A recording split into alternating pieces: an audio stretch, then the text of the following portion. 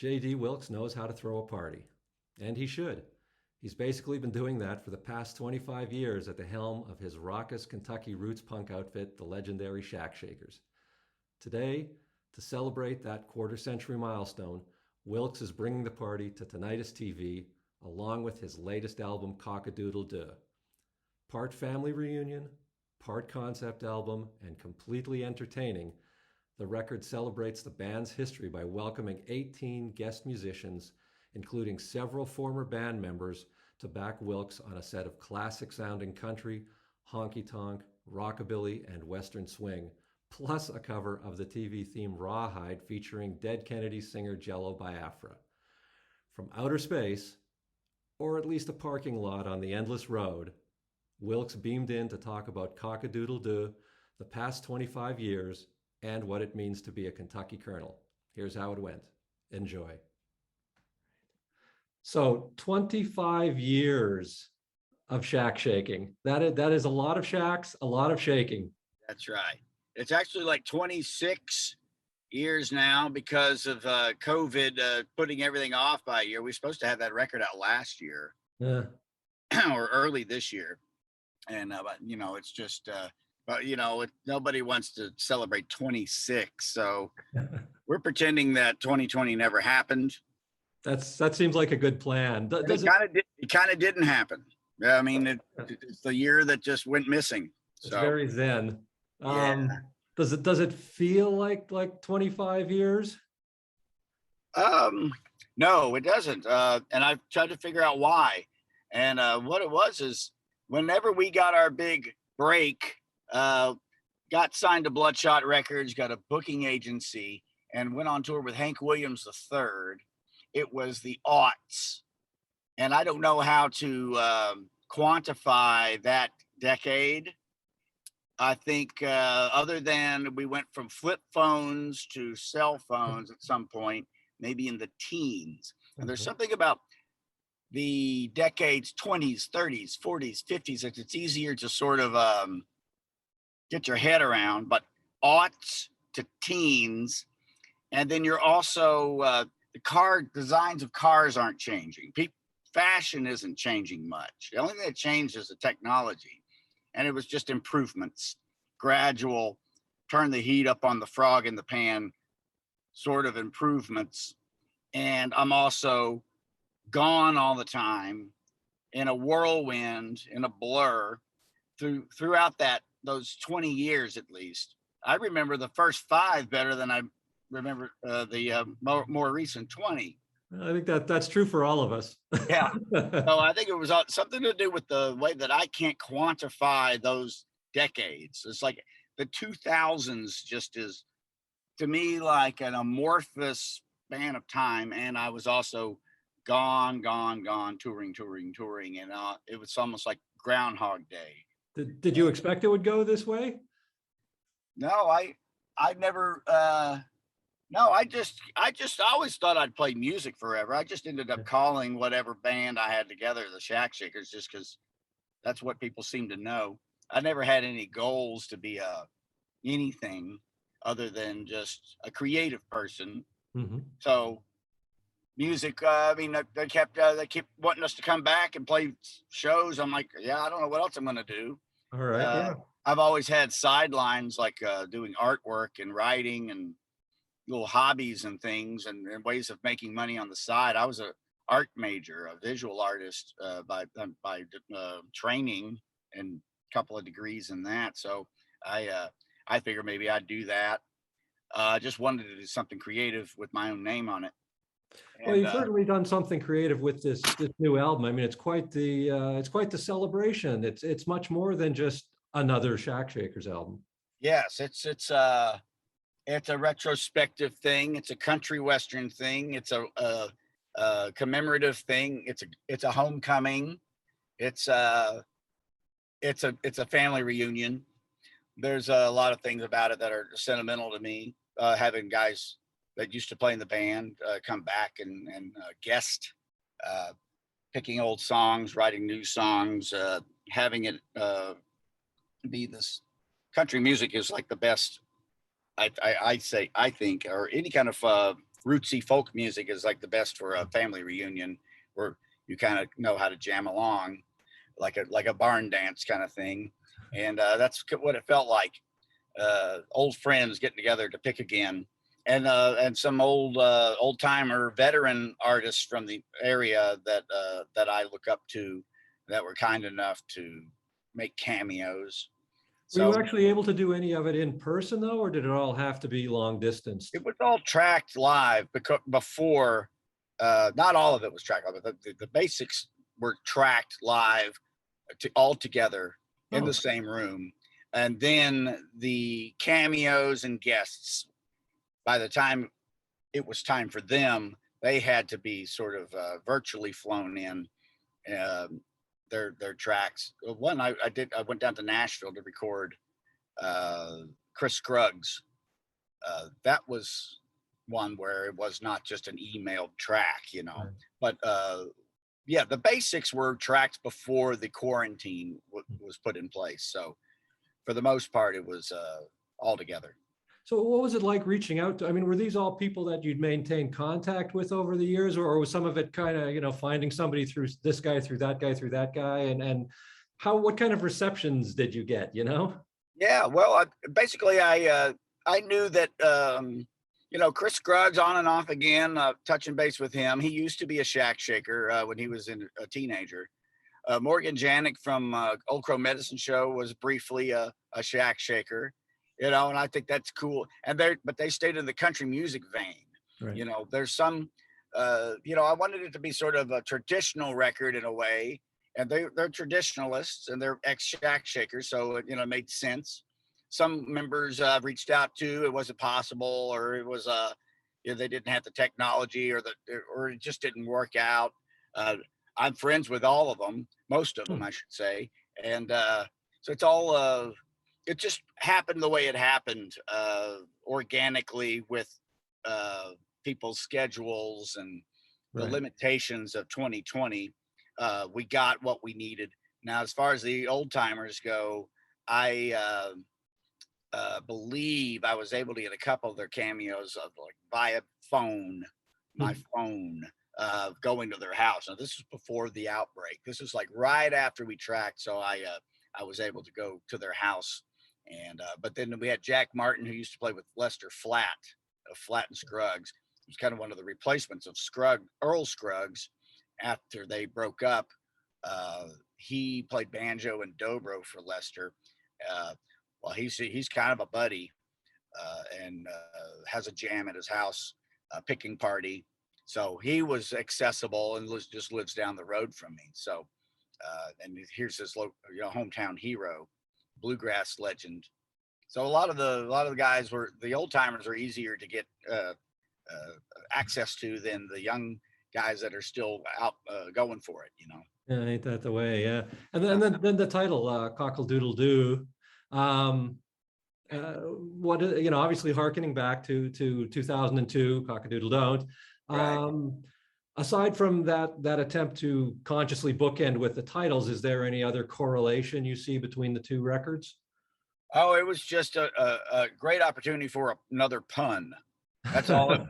Really, all it was. Well, really, what it was is, I think that the country western theme of this record is more of a bookend to Hunker Down, which is our first kind of record that Eddie Angel of Low Straitjackets produced. But no one knows that about that record. We were still, unheard of, and most people got to know us through the Geico commercial and the Hank 3 tours, the Reverend Horton Heat tours of that era, and so, like, Cockadoodledeux was that record. That's really the one I felt was sort of the anchor kind of thing to hearken to. And then it provided that great pun, and really that's how my mind works. It's more the pun than anything, really. Let's be honest. Fair enough. And I like that you chose to cover Rawhide and ask Jello to cameo on it without knowing that it was a Dead Kennedy song. I didn't contrary to what people think, I didn't really grow up listening to punk. I had my friend had a Sex Pistols tape, and that was about it as far as my knowledge of punk. Of course, over the years I've learned more, but I somehow it escaped my attention that he had recorded that already. And then I was thinking, like, I wonder if he recorded it for kind of the same reason. I wonder if he picked that song the same reason I did, because it's like that funny scene in the Blues Brothers where they don't know any country music and they're just trying to not get killed. That, like, there's something about Spinal Tap and the Blues Brothers and these movies that they're not even comedies to us, really. They're just biographies of our own lives. And there's something about maybe that song that is the theme, the magnum opus of that sad reality. Like, or you could either do like a Spinal Tap cover, or you could cover Rawhide. You know, like, you're going to get the message across that, you know, help me, I'm in a band and I can't get off. Well, yeah, I mean, it is a great metaphor for the life of a musician, isn't it? Yes, Yeah. exactly. Yeah, and I wondered. I need to ask Jello if that's why he picked it. But I think he is just sort of a he likes those big cartoony TV theme songs and movie like Ghost Riders in the Sky and House of the Rising Sun. Those are big, epic, kind of, you know, big American songs that he can lend his operatic pipes to. And I think he's just a fan of country music, really, and big melodies like that, big anthemic melodies, as am I. I think he'd love you for calling his vocals operatic. Well, I tell you, they are. I mean, I'll tell you why. He was sitting in with the band in San Francisco, and we were around one microphone. It was me and the guitar player and Jello in the middle, sharing a microphone. And we were doing Ghost Riders in the Sky. He always sits in on that one. And but this is the first time we were all doing it around one microphone, him being in the middle again. And when it got to the yippee-yi-yay part where we all like, yeah, that's our gang vocal that we're doing, his voice was so boomy. It was like Pavarotti, like projecting from the diaphragm. His whole body resonated, like, and it blew our heads back. And we just like looked at one another like, oh my gosh, I didn't know he was such a singer, you know. And well, decades of crappy little clubs and bad PAs will do that for you, I guess. That's probably what it is. Yeah. He has that resonance. That's So you mentioned learning more about punk as the years went on. Do you still sort of default to traditional music in your listening habits, or what do you listen to? Yeah. I still don't listen to punk unless it is melodic. Like I've discovered the Pogues, and I'm you know, I like the Clash and the Ramones, and it has to do with the song. It's like, I don't need the message. I don't need the anger. I don't need the raucous. I want melody and I want soul. And if a punk band is performing something like that, I love it. But you're on the road now, so what are you listening to while you're driving, say? Well, I just assembled a sort of playlist for Gimme Country app, which is like a web radio thing. And well, I had a great time listening to country music. Again, it was like a variety pack of all the different styles of country music that I wanted to sort of illustrate our record by doing that kind of playlist, a variety show of country music genres. And then I was like, boy, I love all of this stuff. Bluegrass. One of the things I didn't want to get too retro with it, though. It's like there are current bands that contemporary artists that channel something just as haunting and timeless. And so I come away with a few names. The Pine Hill Haints is a band I really look up to. There's a friend of mine, Jamie, and they're having a big heyday now, finally getting their their day. The Pine Hill Haints out of Alabama, kind of a jug band, but it's sort of a gothic Alabama country music, kind of ghostly jug band. Dex Romweber came up from the Flat Duo Jets, big hero of mine. The Morning Glories, that's like a all-girl band out of the Netherlands that they're just sort of like a hillbilly blues, hokum, early jazz thing, kind of like the Boswell sisters. Okay. and the Tillers out of Cincinnati, which is an old time folky bluegrass band. I'd say those are like kind of like bands that I listen to a lot and look up to as peers, as contemporaries. Mm-hmm. What about your own stuff? I mean, I know you don't sit around listening to your own albums, but I'm guessing, you know, with 25 years and celebrating, you might have had cause to sort of reflect on Yeah. everything you've done. Are there favorite albums amongst your own catalog? Yeah, there are like maybe a handful that I would consider to be what I would hope would be the legacy. And I believe Fire Dream was is my favorite of my solo stuff. But then there's also the record I did as old time music with Charlie Stamper, which I consider to be an important record because of you know, as a history or as like a archival field recording. Shack Shakers, I would say my favorite is Swamp Blood, you know, like that CCR vibe, you know, and I like the Southern Surreal, which was the other record we did for Jello. Yeah. That one I believe is to me the catchiest almost. It has like a satisfying melodies. Really, that's all I'm concerned about. That's why I hop genres. I hop around so much is because I just like a satisfying melody or an earworm, you know, is really kind of what I'm looking for. And that could be in any genre. Again, it could be in punk, it could be in Right. klezmer, calypso, country music. You know, it's got something in it that's just like makes me groove. I guess I have a open mind. Maybe it's too open when it comes to music. I don't think there's such a thing, but Right. any other highlights of you know the past 25 years that leap out to you in terms of, you know, boy. achievements or Well, achievements, yeah.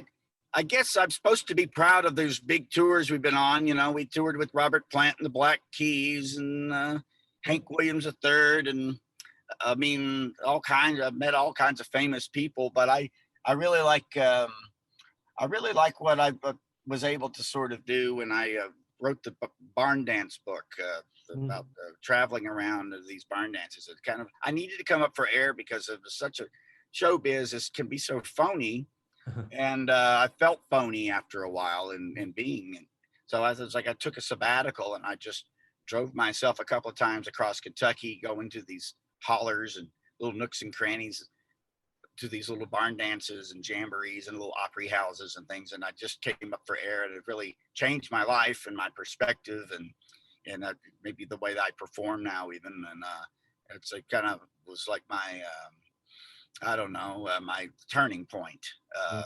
So I think that was the best thing that happened to me was to give it a break for a while. But there's all kinds of wild and wacky things that still happen in the Shack Shakers. I mean, I don't know where to begin as far as that stuff goes. So my favorite places I've played is in the Arctic Circle of Norway. There's a Cramps, the band the Cramps Sure. themed bar in the Laplands, where in the land of the midnight sun, where it's very disorienting, and you'll stay up for a week and be completely your circadian rhythms are all thrown off, and if you don't blot the sun out with your curtain in the hotel, that place was amazing. I ate whale burgers and it's very strange life I lead. And then we just like little places like the other day, the Purple Fiddle in the mountains of West Virginia, this old general store where the guy lets you stay upstairs, and it's amazing pad. So much of this is mundane, and so much of is thankless. But there every once in a while you'll find a guy or a gal or some motherly or fatherly figure that loves music and will have you stay, and they'll cook for you. And those are community gigs like that really feel good. Talking about the old music, do you feel, you know, and your connection to it all, do you feel a sort of, I don't know, sense of responsibility or a mission to, you know, carry this torch for some of this stuff and keep it going?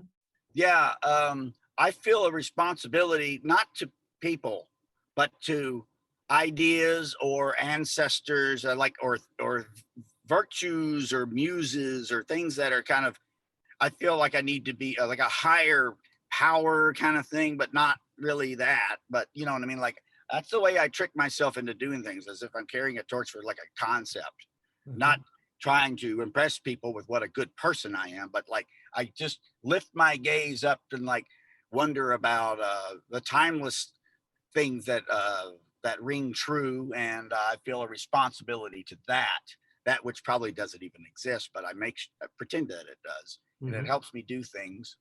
And so yeah, that's it's like a mission in a way, but like not in a pretentious way. You know, I love old timey music, and I love being like an archivist in a way, but I don't want to be academic either. I want to make it fun, and that's Yeah. that's why there's like a couple like banjo jokes on the Charlie Stamper record, or in the folklore that I'm reporting on in the Violate the South. It's a action packed sort of, like put some drive in your country and keep country driving on kind of thing. It's defibrillating the form, so it's not just the pursuit of pedantic academics that take the fun out of it. Like these stories are gripping and dynamic and timeless, and and scary and thrilling. And I want to make sure that it stays that way, and it doesn't become sort of like this nerdy, like a debatey thing online or in the journals, the academic journals. It's like, no, the way to get kids interested in history and folklore is to make it fun, which Mm-hmm. is supposed to be anyway, or else they wouldn't have been making up those stories.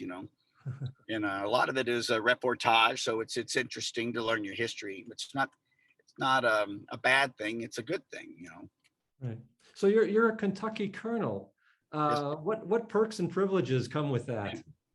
Well, it's just an honor.